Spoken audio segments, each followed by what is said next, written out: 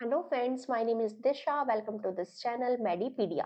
Today we will discuss about GH growth hormone, जिसके लिए हम बचपन से पढ़ते हुए आए हैं कि जब बॉडी की ग्रोथ होती है तो उसके अंदर कौन इंपॉर्टेंट होता है। जीएच इंपॉर्टेंट होता है। फॉर एग्जांपल, अगर बच्चा 2 इयर्स का है, 2 साल का बच्चा है, तो उसकी बोन्स थोड़ी सी छोटी होगी, मसल्स थोड़ी सी कम होगी। लेकिन जैसे ही वो बच्चा 20 इयर्स का अडल्ट में डेवलप होता है तो स्लोली स्लोली उसकी बोन्स की जो साइज है, बोन सेल्स की जो नंबर्स हैं वो इंक्रीज होंगे, तो उसकी हाइट बढ़ेगी, मसल्स बढ़ेगी, बॉडी के ऑर्गन्स हैं उनकी साइज बढ़ेगा, वेट बढ़ेगा। तो उसी को हम क्या कहते हैं, जीएच कहते हैं। बट आज हम देखेंगे कि इसके अलावा जीएच के क्या क्या फंक्शंस हो सकते हैं। सबसे पहले हम डिस्कस करते हैं कि जो जीएच है वो सिक्रेशन कैसे होता है, कहाँ से सिक्रेशन होगा। सो जीएच इज सिक्रेटेड बाय सोमेटोट्रॉप्स। ये एक टाइप की सेल्स होती है सोमेटोट्रॉप्स। एमसीक्यू क्वेश्चन में पूछा जा सकता है। सेकंड इज सोमेटोट्रॉप्स जो है वो एसिडोफिलिक सेल्स होती है। तो एमसीक्यू क्वेश्चन में पूछा जा सकता है कि सोमेटोट्रॉप्स किस टाइप की सेल्स होती है, तो एसिडोफिलिक सेल्स होती है। इसके अलावा लैक्टो ट्रॉप्स भी क्या है, एसिडोफिलिक सेल्स है। लैक्टोट्रॉप्स से बेसिकली प्रोलैक्टिन का सिक्रेशन होता है। एंड ये दोनों ही कहाँ के हैं, सोमेटोट्रॉप्स कहाँ से सिक्रेट होगा, एंटीरियर पिट्यूटरी से सिक्रेशन होगा। Anterior pituitary has two types of cell which have different staining properties. अलग अलग टाइप की स्टेनिंग प्रॉपर्टीज थी एंड उसी के बेसिस पे हमने क्या किया, दो टाइप की सेल्स बना दी। First is chromophobe. सबसे पहले तो इस वर्ड का मीनिंग जानते हैं, that is that is chromo. And इसका मीनिंग होता है पिगमेंट। एंड पिगमेंट को मैं क्या कह सकती हूँ, कोई कलर्स या डाई, किसी भी टाइप की डाई। ये क्या है, सेल्स फॉब है। फॉब को मैं क्या कहती हूँ, फॉबिक। फॉबिक मीन्स इसको डर लगता है किससे, पिगमेंट से। तो मतलब ये स्टेन जो है वो अच्छे से नहीं लेगी, क्योंकि इसको स्टेन से डर लगता है। जिस चीज से हमें डर लगता है हम वो अच्छे से नहीं कर पाते हैं, तो इसको पिगमेंट से डर लगता है, पिगमेंट से फॉबिक है ये। तो ये स्टेन्स को अच्छे से नहीं ले पाएगा। क्रोमोफिलिक, फिलिक का मीनिंग क्या होता है, phil, that is related philic. And philic का मीनिंग क्या होता है, लविंग। इट मीन्स इसको स्टेन से बहुत प्यार है। एंड आपने देखा होगा कि जिस चीज से हमें बहुत प्यार होता है, हमें जो चीज पसंद होती है, हम उसे बहुत अच्छे से कर पाते हैं। तो हम ये कह सकते हैं कि जो क्रोमोफिलिक सेल्स है वो स्टेन्स को बहुत अच्छे से लेगी एंड डार्क स्टेन होगी। ठीक है, तो हम देखते हैं chromophobe cells. Chromophobe cells do not possess granules. ये एमसीक्यू क्वेश्चन में पूछा जा सकता है कि एमसीक्यू क्वेश्चंस में पूछा जा सकता है कि कौन सी सेल्स के पास ग्रेन्यूल्स होंगे, कौन सी सेल्स के पास नहीं होंगे। तो क्रोमोफोब सेल्स के पास ग्रेन्यूल्स नहीं होते हैं, जबकि क्रोमोफिलिक सेल्स के पास में बहुत सारे ग्रेन्यूल्स होते हैं। Chromophobe cells stain poorly, but जबकि क्रोमोफिलिक सेल्स है वो बहुत अच्छे से डार्क स्टेन करती है ग्रेन्यूल्स को। Chromophobe cells 50% of total cells of anterior pituitaries form करती है, बट ये सिक्रेटरी नेचर की नहीं होती। ये क्या है, जस्ट प्रीकर्सर है क्रोमोफिलिक सेल्स के। टाइप्स ऑफ क्रोमोफिलिक सेल्स हम देखें तो क्रोमोफिल सेल्स को हमने टू मेथड से डिवाइड किया। हम डिवाइड कर सकते हैं इसे इसकी स्टेनिंग प्रॉपर्टी से एंड साथ ही में इसके सिक्रेटरी नेचर से। स्टेनिंग प्रॉपर्टी से किया जाए तो हम दो टाइप की सेल्स देखते हैं, एक होती है एसिडोफिलिक एंड एक होती है बेसोफिलिक।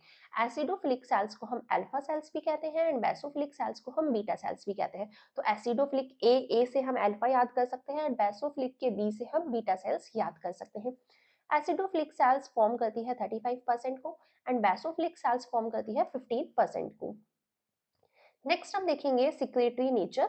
तो chromophil cells are classified into 5 types. Somatotrophs की बात की जाए तो सोमेटोट्रॉप्स सिक्रेट करते हैं only and only GH. Corticotrophs secrete करते हैं एसीटीएच। थायरोट्रॉप्स सिक्रेट करते हैं टीएसएच एंड गोनेडोट्रॉप्स सिक्रेट करते हैं gonad hormones, that is FSH and LH. Lactotrophs की बात की जाए तो वो सिक्रेट करते हैं प्रोलैक्टिन। सोमेटोट्रॉप्स एंड लैक्टोट्रॉप्स दोनों क्या है, एसिडोफिलिक है। बाकी ये तीनों क्या है, हम्म, ये तीनों क्या है, बेसोफिलिक है। ठीक है, सोमेटोट्रॉप्स फॉर्म करते हैं 30 to 40% ऑफ क्रोमोफिल सेल्स। देखिए, सोमेटोटॉप्स ने क्या किया, 30 से 40% क्रोमोफिलिक सेल्स को फॉर्म किया। अब हम क्या कहते हैं कि जब भी पिट्यूटरी ट्यूमर होता है, पिट्यूटरी ट्यूमर है, किसी किसी भी जगह का ट्यूमर हुआ है, तो ऑब्वियसली वहां पे क्या होगा, कोई ना कोई लिक्विड सिक्रेट होगा। क्या सिक्रेट होता है पिट्यूटरी ट्यूमर्स में, हमेशा जीएच का सिक्रेशन होता है। GH hormone, human growth hormone secretion होता है। इसी वजह से जीएच कहाँ से सिक्रेट हुआ है, सोमेटोट्रॉप्स से सिक्रेट हुआ है। एंड सोमेटोट्रॉप्स क्या होती है, एसिडोफिलिक सेल होती है। सोमेटोट्रॉप्स एसिडोफ्लिक सेल्स होती है, इसीलिए हम पिट्यूटरी ट्यूमर को हम क्या कह सकते हैं, एसिटोफ्लिक ट्यूमर भी कह सकते हैं। ठीक है, कोई कंफ्यूजन नहीं है। ओके, नेक्स्ट देखिए इसकी केमिस्ट्री कि किस कैसे फॉर्म होता है जीएच। जीएच फॉर्म होता है सिंगल चेन ऑफ पॉलीपेप्टाइड से, ऐसी कुछ सिंगल सेल होगी एंड जिसमें 191 अमीनो एसिड्स होते हैं। मॉलिक्यूलर वेट की बात की जाए तो 21,500 इसका मॉलिक्यूलर वेट होता है। ब्लड लेवल जो अपने आप में बहुत ज्यादा इंपॉर्टेंट है, एमसीक्यू क्वेश्चंस में पूछा जा सकता है कि ब्लड लेवल कितना होता है, तो अडल्ट्स में अप टू 300 ग्राम्स पर डेसीलीटर, जबकि बच्चों में कितना है 500 नैनोग्राम्स पर डीएल। ज्यादा किसमें होता है, तो ज्यादा होता है अडल्ट्स में, क्योंकि बच्चों में 500 तो है लेकिन हमें क्या याद रखनी है, इसकी यूनिट याद रखनी है। ठीक है, यूनिट में आपको कंफ्यूज नहीं होना है। डेली आउटपुट की बात की जाए तो अडल्ट्स में only and only 0.5 to 1 mg output GH का होता है। ट्रांसपोर्ट की बात की जाए तो ऑब्वियसली ट्रांसपोर्ट कहाँ होगा, ब्लड में ट्रांसपोर्ट होगा। क्यों, क्योंकि जीएच हार्मोन है एंटीरियर पिट्यूटरी का। अगर पोस्टीरियर पिट्यूटरी का होता तो वो कहाँ कैसे होगा, नर्व से होता, नर्व फाइबर्स से होता। एंड इसका ट्रांसपोर्ट होता है जीएच बाइंडिंग प्रोटीन रिसेप्टर्स से। जीएचबीपीएस ये इंपॉर्टेंट है, ये आपको पता होना चाहिए। हाफ लाइफ की बात की जाए तो जीएच इफ सर्कुलेटिंग है ब्लड में तो उसकी हाफ लाइफ कितनी होती है, जस्ट 20 मिनट्स उसकी हाफ लाइफ होती है। एंड इसके मेटाबॉलिज्म की बात की जाए, एमसीक्यू क्वेश्चन में पूछा जाता है कभी कभी मेटाबॉलिज्म, तो मेटाबॉलिज्म कहाँ होगा, लीवर एंड किडनी में होगा। क्यों, क्योंकि ये एक पॉलीपेप्टाइड है, ये एक प्रोटीन हार्मोन है। ठीक है, पॉलीपेप्टाइड या मैं क्या कह सकती हूँ, प्रोटीन हार्मोन है। ठीक है, कोई कंफ्यूजन नहीं है।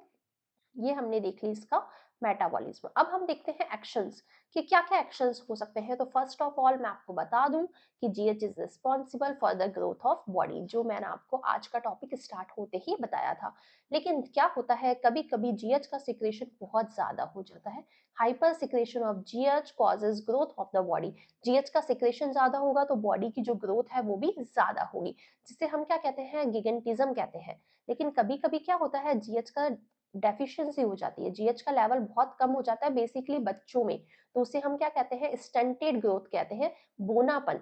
बोनापन को क्या कहा सकते हैं हम, ड्वार्फिज्म कह सकते हैं। बहुत से बच्चों की हाइट, बोन्स की ग्रोथ बहुत कम होती है तो उसे हम ड्वार्फिज्म कहेंगे। एंड ग्रोथ ज्यादा होगी, बॉडी की ग्रोथ बहुत ज्यादा है, हाइपर सिक्रेशन ऑफ जीएच हुआ है तो उसे हम गिगेंटिज्म कहेंगे। ठीक है, नेक्स्ट बात की जाए कि GH is responsible for the growth of almost all the tissues of the body which are capable of growing.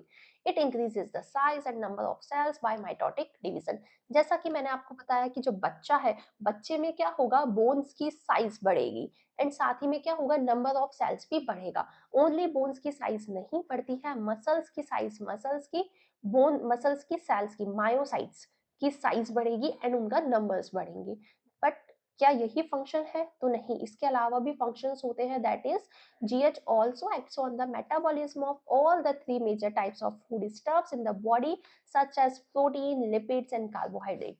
ये बहुत इंपॉर्टेंट है, पता होना चाहिए, याद होना चाहिए कि जीएच ने ओनली बोन एंड मसल्स को ही नहीं बढ़ाया है, उन्होंने मेटाबॉलिज्म पे भी एक्ट किया है। कौन कौन से metabolism, protein, lipids and carbohydrates. अब हम देखिए मेटाबॉलिज्म पे कैसे एक्ट किया, तो तीनों पे एक्ट तो किया है लेकिन तीनों का जो वे है वो अलग अलग है। जैसे कि GH increases the synthesis of protein, ये प्रोटीन को ज्यादा बनाएगा। मोबिलाइजेशन ऑफ लिपिड्स, लिपिड्स को ज्यादा ट्रांसपोर्ट करेगा, लिपिड्स का मूवमेंट ज्यादा करेगा। एंड साथ ही में कन्वर्जेशन ऑफ कार्बोहाइड्रेट्स, कार्बोहाइड्रेट को क्या करेगा, कंजर्व करेगा। Not conversation, this is conservation, this is not conversation. ठीक है, कन्वर्सेशन होता तो मतलब क्या कह सकते थे हम, कार्बोहाइड्रेट्स को किसी ना किसी चीज में चेंज करेगा। लेकिन इसने क्या किया है, ये वर्ड क्या है, कंजर्वेशन है। कंजर्वेशन का मीन्स कार्बोहाइड्रेट्स है, इन शॉर्ट ग्लूकोज है, उस ग्लूकोज को कंजर्व किया, अपने पास संभाल के रखा, डिपॉजिट किया। ठीक है, तो जीएच ने तीन फूड स्टफ्स पे अलग अलग वर्क किया, अलग अलग एक्ट किया। तो हम फर्स्ट देखते हैं ऑन प्रोटीन मेटाबॉलिज्म कि प्रोटीन पे उसने कैसे वर्क किया है, कैसे एक्ट किया है। तो GH accelerate the synthesis of proteins by, GH ने क्या किया है, प्रोटीन्स के सिंथेसिस को बढ़ाया है। कैसे बढ़ाया, फर्स्ट कैसे बढ़ा सकता है वो? Increasing amino acid transport through the cell membrane. इसने क्या किया? The concentration of amino acids in the cells increases and thus the synthesis of protein is accelerated. इसको मैं बहुत सिंपल लैंग्वेज में कैसे समझ सकती हूँ? बहुत सिंपल लैंग्वेज में हम इसे समझेंगे। फॉर एग्जाम्पल, आपको कोई खाना बनाना है, ठीक है? आपको खाना बनाना है, लेकिन खाना क्या बनना चाहिए? थोड़ा सा जल्दी बनना चाहिए, ठीक है? ज्यादा की बात नहीं करेंगे हम, थोड़ा सा जल्दी बनना चाहिए, एक्सक्लरेट होना चाहिए, ठीक है? थोड़ा सा जल्दी बनना चाहिए। तो हम क्या करते हैं कि जो हीट है, उस हीट के क्वांटिटी को बढ़ाएंगे। तो क्या होगा? हीट, ये जो बर्तन है, उस बर्तन की जो मेम्ब्रेन है उससे ज्यादा पास आउट होगी। ज्यादा पास आउट होगी तो खाना जल्दी बनेगा। ऐसे ही किया जाता है, बहुत कॉमन सा एग्जांपल है। सेम ऐसा ही का क्या हुआ कि जो अमीनो एसिड की कॉन्सेंट्रेशन है, दिस इज मेम्ब्रेन, तो जो अमीनो एसिड की जो कॉन्सेंट्रेशन है उसको हमने बढ़ा दिया। अब अमीनो एसिड ज्यादा ट्रांसपोर्ट होंगे, ज्यादा ट्रांसपोर्ट होंगे तो प्रोटीन्स भी ज्यादा बनेंगे, एक्सक्लरेशन ज्यादा होगा, ठीक है? Second is increasing RNA translation. क्या किया है? GH increases the translation of RNA in the cells because of this ribosomes activated and more proteins are synthesized. GH can increase the RNA translation even without increasing the amino acids transport into the cell. अब हमने क्या किया? Heat को तो बढ़ाया नहीं, ठीक है? हीट को नहीं बढ़ाया, हमने क्या किया? फॉर एग्जाम्पल, हमें पता है कि हमने क्या किया है? आरएनए के ट्रांसलेशन को बढ़ा दिया।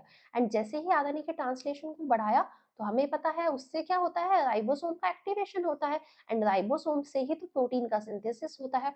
आरएनए का ट्रांसलेशन बढ़ेगा तो अपने आप राइबोसोम्स ज्यादा एक्टिवेट होंगे, राइबोसोम्स ज्यादा एक्टिवेट होंगे तो प्रोटीन्स भी ज्यादा फॉर्म होगा।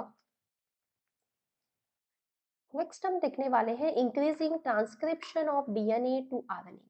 देखिए क्या होगा? इसने डीएनए टू आरएनए के ट्रांसक्रिप्शन को बढ़ा दिया। It also stimulates the transcription of DNA to RNA. RNA in turn accelerates the synthesis of proteins in the cells. देखिए इसने क्या किया है? डीएनए टू आरएनए को बढ़ाया, इसने इस प्रोसेस को बढ़ा दिया है। तो इसकी वजह से क्या होगा? सेम राइबोसोम्स ज्यादा एक्टिवेट होंगे, राइबोसोम्स ज्यादा एक्टिवेट होंगे तो प्रोटीन का सिंथेसिस भी ज्यादा होगा, ठीक है? तो इसने क्या किया है? जस्ट इस प्रोसेस को बढ़ा दिया है, ठीक है? Next is decreasing the catabolism of protein. अब मैं क्या चाहती हूँ? मैं चाहती हूँ कि कोई चीज बढ़े। फॉर एग्जाम्पल, मेरे पास मान लीजिए आपने देखा होगा ना कि एक बचपन में सुना होगा, एक पेड़ था, इस पेड़ पे क्या है? 10 चिड़िया है, ठीक ठीक है? इस पेड़ पे क्या है? 10 चिड़िया है। 10 में से क्या हुआ? 2 की डेथ हो गई, तो कितनी बची? तो कहा क्या जाता है कि 10 ही तो बची। क्यों? क्योंकि मरी हुई चिड़िया भी तो वही है। तो हमें अगर आप उस चीज को 10 ही रखना है, तो हमें क्या करना पड़ेगा कि ये जो डेड, जो किल की गई है, जो डेड जो चिड़िया है, जो डेड जो बर्ड्स है, उन बर्ड्स को भी इसी पेड़ पर रखना होगा। इन शॉर्ट हमें क्या करना होगा कि ये जो 10 चिड़िया है, इन 10 चिड़ियाओं का नंबर्स कम नहीं होना चाहिए। हम इसे 10 को तो बढ़ा नहीं सकते हैं, लेकिन अपने हाथ में है कि हम इन 10 को भी कम ना करें। जो 2 मर गई हैं उनको भी वहीं पे रखें। तो जीएच ने क्या किया? प्रोटीन का सिंथेसिस तो बढ़ाया ही बढ़ाया, लेकिन जो प्रोटीन का कैटाबॉलिज्म है, जो प्रोटीन का ब्रेकडाउन है, उस ब्रेकडाउन को भी इनहिबिट किया, उसे भी कंट्रोल किया कि प्रोटीन कम होना ही नहीं चाहिए। तो कम नहीं होना भी एक तरफ से क्या है? बढ़ना ही है। कि कम नहीं होगा इसका मतलब बैलेंस है, एज इट इज अपने पास प्रोटीन रहेगा। एंड इसी की वजह से क्या होता है? टिश्यूज बनते हैं। ब्रेकडाउन कम होगा तो टिश्यूज भी ज्यादा अच्छे से बनेंगे, ज्यादा बनेंगे।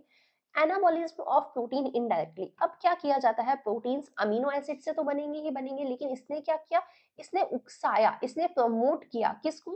कि बाकी लोग भी आइए एंड आके प्रोटीन्स को बनाइए। So GH increases the release of insulin. बहुत इंपॉर्टेंट है, एमसीक्यू में पूछा जा सकता है और हम भूल जाते हैं इस चीज को कि जीएच क्या कर सकता है? इंसुलिन के रिलीज को बढ़ाता है। इन शॉर्ट कहीं ना कहीं मैं बोल सकती हूँ डायबिटीज। अभी यहाँ कौन आने वाला है? डायबिटीज आने वाला है, ठीक है? तो इसने क्या किया? इंसुलिन के रिलीज को बढ़ाया फ्रॉम द इंसुलिन कहाँ से रिलीज होता है? Beta cells of islets in pancreas, ठीक है? एंड उसकी वजह से क्या होगा? एनाबॉलिज्म होगा प्रोटीन्स का। तो ये हमने देखे अभी तक प्रोटीन्स का सिंथेसिस कैसे बढ़ सकता है।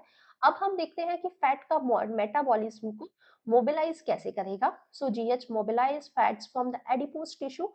So the concentration of fatty acids increases in the body fluids. These fatty acids are used for the production of energy by the cells. Thus the proteins are spared.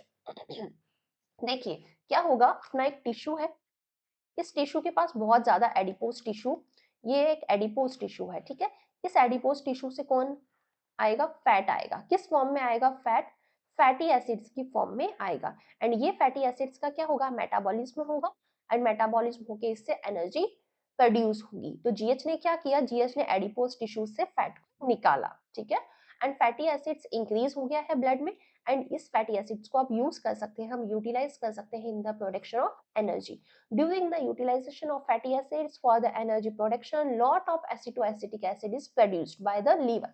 क्या होगा? जब fatty acids का metabolism होगा तो कौन बनेगा? Acetoacetic acid बनेगा।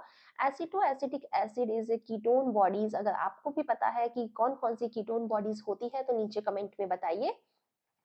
Acetoacetic acid produce होगा, कीटोन बॉडीज प्रोड्यूस्ड होगी बाय द लीवर। एंड ये कहाँ चली जाएगी? ब्लड में चली जाएगी, बॉडी फ्लूइड्स में चली जाएगी। एंड बहुत ज्यादा अमाउंट में कीटोन बॉडीज जाती है तो उसे हम क्या कहते हैं? कीटोसिस कहते हैं। एंड अगर यही कीटोन बॉडीज कहाँ जाएगी? यूरिन में जाएगी, तो इस कंडीशन को क्या कहेंगे? ये आप मुझे कमेंट में बताएंगे। Sometimes excess mobilization of fat from the adipose tissue causes accumulation of fat in the liver resulting in fatty acids. कभी कभी क्या होता है? ये जो फैट है इसका मोबिलाइजेशन बहुत ज्यादा हो जाता है, जिसकी वजह से क्या करेंगे? फैट के पास जाके, लीवर के पास जाके फैट जमा होने लग जाती है। एंड लीवर के ऊपर फैट जमा है, उसी को हम क्या कहते हैं? फैटी लीवर कहते हैं, ठीक है। कोई कंफ्यूजन नहीं है। अब हम देखते हैं कि कार्बोहाइड्रेट्स के मेटाबॉलिज्म को इसने कैसे कंजर्व किया है, कन्वर्ट नहीं किया है, कंजर्व किया है, ठीक है। इंपॉर्टेंट थिंग है, ये आपको पता होनी चाहिए। कंजर्व कैसे किया है? In the form of glycogen. So effects of GH on carbohydrate metabolism that it decreases the utilization of glucose for the production of energy. अगर हम किसी चीज को बचाना चाहते हैं, बचपन में होता था ना ऐसा, बचपन में मैं चाहती थी, मान लीजिए मैं चाहती हूँ कि मेरे पास 10 चॉकलेट्स है, तो वो 10 चॉकलेट्स को मैं बचाना चाहती हूँ, संभाल के रखना चाहती हूँ, तो बहुत अच्छा वे है कि मैं उसे खाऊं ही ना। होता था ऐसे बचपन में कि अपने पास टॉफीज है, तो हम क्या करते थे कि उस टॉफी को खाएंगे नहीं तो वो टॉफी कभी खत्म ही नहीं होगी। सेम ऐसा ही क्या करता है? जीएच भी करता है। जीएच ने क्या किया? ग्लूकोज को संभाल के रख लिया। ग्लूकोज को संभाल के रखा, उसने क्या कहा कि फैट है, फैट को मैंने मोबालाइज किया है, फैट से fatty acid, and fatty acids का यूटिलाइजेशन तो हो रहा है ना, फैटी एसिड्स का मेटाबॉलिज्म होगा, एसिटो एसिटिक एसिड बनेगा। तो जब तक एसिटो एसिटिक बनता है, एनर्जी जब तक फैट से मिलती है, कीटोन बॉडीज से मिलती है, तब तक उसने क्या किया है? ग्लूकोज को स्टोर किया, ग्लूकोज को डिपॉजिट किया इन द फॉर्म ऑफ ग्लाइकोजन, या हम क्या कह सकते हैं? एसिटो एसिटाइल कोए, ठीक है। तो देखिए, glucose GH reduces the peripheral utilization of glucose for energy production. It is because of the formation of acetyl CoA during the metabolism of fat influenced by the GH. इसने क्या किया है? acetyl CoA को influenced हुआ है by the GH, ठीक है। The acetyl CoA inhibit the glycolysis pathway. acetyl CoA ने क्या किया? glycolysis pathway को inhibit कर दिया है। क्या होगा? glycolysis pathway होगा ही नहीं आगे, since the मतलब कि ग्लूकोज टूटेगा ही नहीं। Since the GH increases the mobilization of fat, more fatty acids is available for the production of energy. By this way, GH reduces the peripheral utilization of glucose for the energy production. Fat का जब तक mobilisation हो रहा है, energy बहुत मिलेगी, तो GH को वर्क करने की नीड ही नहीं है ग्लूकोज को, ठीक है। तो ग्लूकोज इन्फ्लुएंस्ड हो जाएगा बाय द जीएच, या ग्लाइकोलाइटिक पाथवे इन्फ्लुएंस्ड हो जाएगा, या एसिटाइल कोए इन्फ्लुएंस्ड हो जाएगा by the GH. Increase in the deposition of glycogen in the cells. जैसे कि मैंने आपको बताया कि हम चाहते हैं कि टॉफी कभी खत्म ही ना हो, तो टॉफी को क्या किया जाए? एक संदूक बनाओ, संदूक में टॉफीज डालो एंड उसको किसी कोने में छुपा के रख दो। सेम ऐसा ही किया है बॉडी ने, कि बॉडी ने ग्लूकोज जितने भी थे उन सबको इकट्ठा किया, ग्लाइकोजन बनाया एंड ग्लाइकोजन को एक पैकेट में डाला एंड सेल्स में डिपॉजिट कर दिया है। अब क्या होगा? Decrease in the uptake of glucose by the cells. अच्छा, अब क्या कर सकते हैं कि ग्लूकोज को अपटेक ही नहीं करेगी सेल, मतलब ग्लूकोज, हम टॉफीज को खाएंगे ही नहीं, तो हम जितनी ज्यादा हम अब ग्लूकोज को खाएंगे ही नहीं तो ब्लड ग्लूकोज का लेवल तो इंक्रीज होगा, सॉरी, हम ग्लूकोज को एंटर ही नहीं होगी सेल्स में तो ग्लूकोज का लेवल तो इंक्रीज होगा। तो क्या हुआ है? जो सेल्स है वो सैचुरेट हो गई है। जैसे ही ग्लूकोज का डिपोजिशन इंक्रीज होगा, ग्लूकोज ज्यादा अमाउंट में सेल्स में इकट्ठा होने लगी है, एक बॉक्स है, उस बॉक्स में टॉफीज आ चुकी है, तो बाकी और टॉफीज उस डब्बे में, उस बॉक्स में आएगी ही नहीं। तो ग्लाइकोजन डिपॉजिट हो गया है सेल्स में, तो सेल्स सैचुरेट हो गई है ना ग्लाइकोजन की वजह से, तो ग्लूकोज सेल्स में आएगा ही नहीं। मतलब कि एक डिब्बे की, एक बॉक्स की कैपेसिटी है कि उसमें 10 टॉफीज आ सकती है, तो आप 11-12 टॉफीज लाओगे ही नहीं, तो 11-12 टॉफीज आएगी ही नहीं, तो ब्लड में ग्लूकोज का लेवल इंक्रीज हो जाएगा। अपने पास में टॉफीज, बाहर टॉफीज अपने पास में ज्यादा बच जाएगी, तो वो आउटसाइड वाली, एक्स्ट्रा वाली चीज कौन सी है, अपने पास ब्लड है, तो ब्लड में ग्लूकोज का लेवल इंक्रीज हो जाएगा। डायबेटोजेनिक इफेक्ट मैंने आपको बताया था, इंसुलिन का जब नाम आया था कि डायबिटीज का तो कुछ ना कुछ लेना देना है ही। Hyper secretion of GH increases blood glucose level. जैसे ही जीएच का हाइपर सिक्रेशन होगा, ब्लड ग्लूकोज का लेवल ऑब्वियसली बढ़ेगा। It causes continuous stimulation of the beta cells in the islets of Langerhans in the pancreas and it increases in the secretion of insulin. Insulin का secretion अब बढ़ेगा, क्यों? क्योंकि blood glucose का level बढ़ चुका है। ग्लाइकोजन तो स्टोरेज हो गया, बट आगे तो नहीं ले सकता वो, जगह ही नहीं है सेल्स के पास में, सैचुरेट हो चुकी है वो।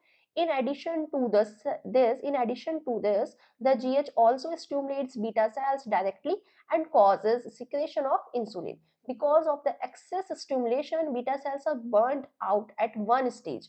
This causes deficiency of insulin. एक टाइम के बाद में क्या होगा, अभी तो GH ने क्या किया है, बीटा सेल्स को स्टिमुलेट किया डायरेक्टली, बट एक टाइम के बाद में वो सिक्रेशन होना स्टार्ट होगा, एंड बहुत ज्यादा स्टिमुलेशन की वजह से बीटा सेल्स अब एक स्टेज पर आकर बर्न आउट हो जाएगी, खत्म हो जाएगी, तो डेफिशिएंसी ऑफ इंसुलिन हो जाएगा।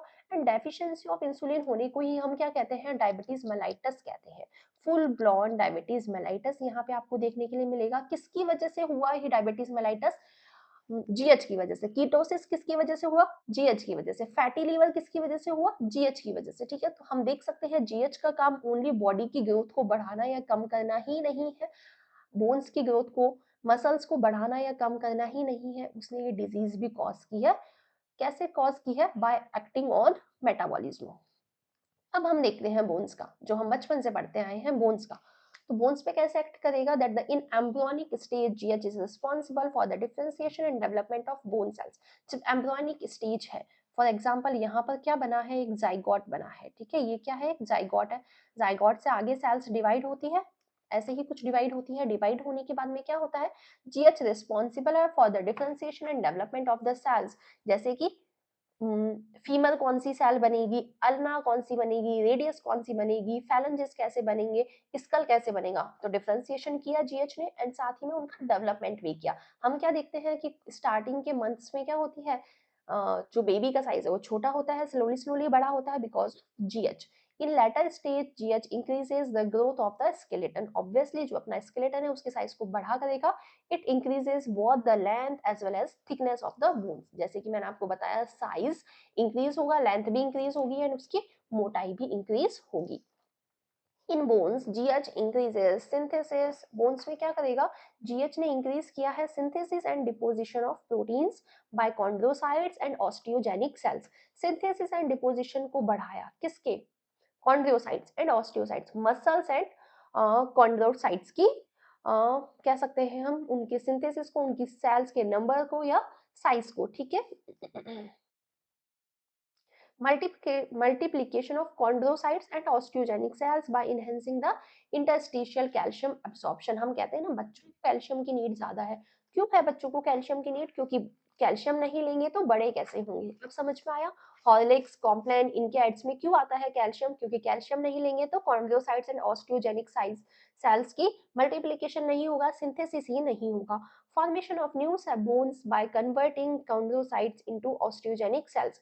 कॉन्ड्रोसाइट सेल्स का ऑस्टियोजेनिक सेल्स में कन्वर्ट होना भी किसकी वजह से होता है? जीएच की वजह से ही होता है। Availability of calcium for mineralization of bone matrix. Calcium क्या बनाता है? बोन मैट्रिक्स में मिनरलाइजेशन करता है, वहां पर इकट्ठा होता है मिनरल्स की फॉर्म में। GH increases the length of the bones until epiphysis fused with the shaft which occurs at the time of puberty। हम क्या कहते हैं, प्यूबर्टी के टाइम पे, प्यूबर्टी के टाइम पे आपकी हाइट जितनी बढ़नी होती है उतनी बढ़ चुकी होती है। मैं ये कभी नहीं कहती हूँ कि हाइट बिल्कुल ही नहीं बढ़ेगी। जैसे कि अपने कान है, अपनी नोज है, वो हमेशा बढ़ते हैं, लेकिन इतना नहीं बढ़ते हैं कि वो विजिबल हो। उनकी ग्रोथ इतनी नहीं होती है कि वो विजिबल हो, लेकिन प्यूबर्टी के टाइम पे, प्यूबर्टी के टाइम पे जितना ग्रोथ्स को बढ़ना होता है वो बढ़ जाते हैं। क्यों? क्योंकि जो एपीफाइसिस है, जो एपिफाइसिस है वो क्या हो चुका है, शाफ्ट के साथ में फ्यूज हो चुका है, कंप्लीटली फ्यूज हो चुका है। तो एपिफाइसिस से ही तो ग्रोथ होती है, इसी स्टेज पे क्या होती है, यहीं से तो ग्रोथ होती है। तो ये फ्यूज हो गया है, इसका मतलब अब बोन्स की लेंथ नहीं बढ़ेगी, मतलब आपकी हाइट जितनी बढ़नी होती है प्यूबर्टी तक बढ़ चुकी होती है। After the epiphyseal fusion length of the bones can not be increase, however it stimulates the osteoblast strongly, ठीक है। So the bone continuous to grow in thickness throughout the life. हम कह सकते हैं लेंथ तो नहीं बढ़ेगी, लेकिन ऑस्टियोब्लास्ट ब्लास्ट तो स्टिमुलेट होगा कंटिन्यूअसली। इसीलिए हम क्या कहते हैं, बोन्स की ग्रोथ बढ़ सकती है। कैसे? थिकनेस से। थिकनेस तो बढ़ेगी बोन्स की एंड हमेशा बढ़ेगी, लेकिन लेंथ नहीं बढ़ेगी। तो आपको हमेशा पता होना चाहिए कि जो लेंथ है बोन्स की वो नहीं बढ़ेगी, लेकिन जो थिकनेस है वो पूरी लाइफ आपकी बढ़ेगी, ठीक है।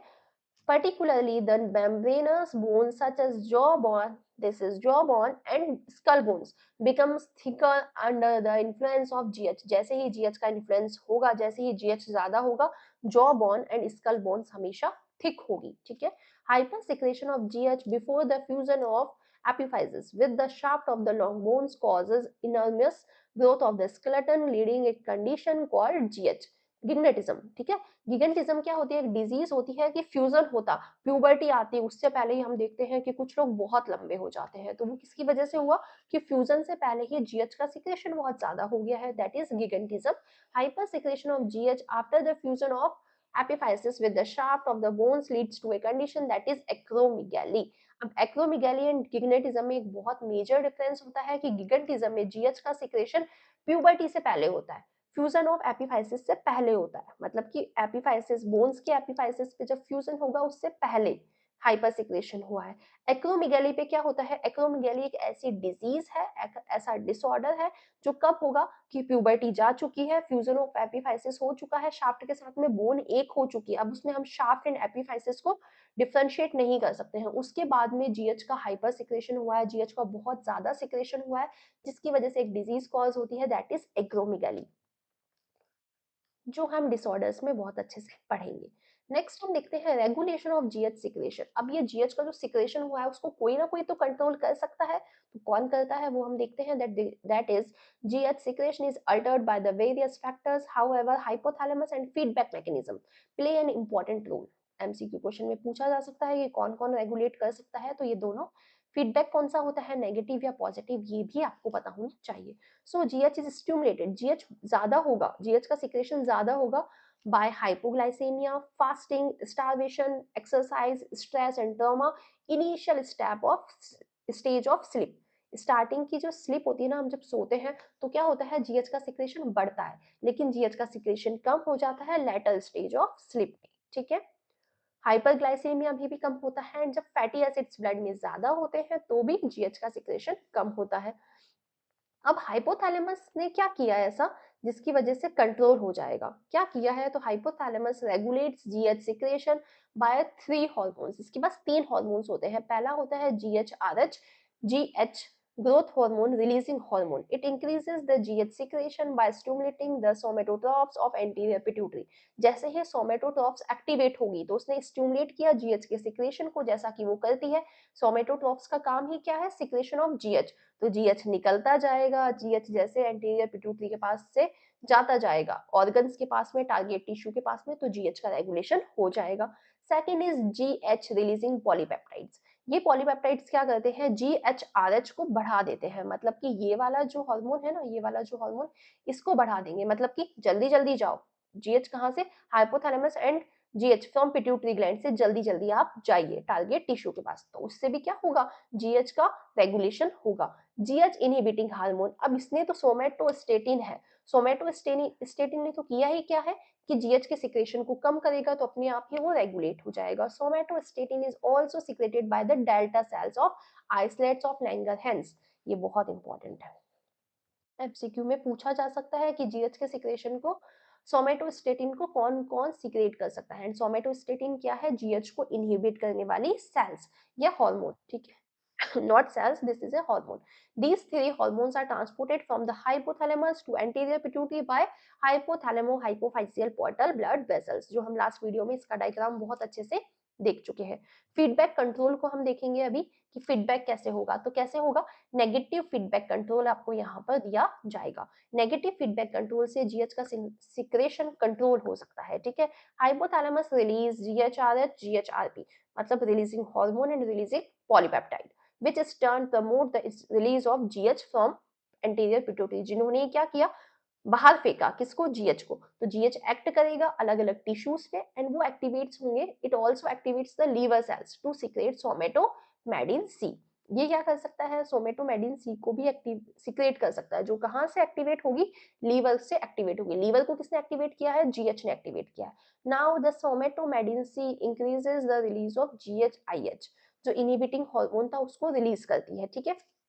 तो जीएचआईएच ऐसे ही रिलीज नहीं होगा, कब होगा, जब जीएच कहाँ जाएगा, लीवर की सेल्स के पास, उसे एक्टिवेट करेगा, लीवर सेल्स को, वो सोमेटोमेडिन सी को सिक्रेट करेगी एंड ये सोमेटोमेडिन सी इंक्रीज करता है जीएचआईएच को कि ज्यादा अच्छे से इनहिबिट करो, जिससे कि कंट्रोल कर सके हम, ठीक है।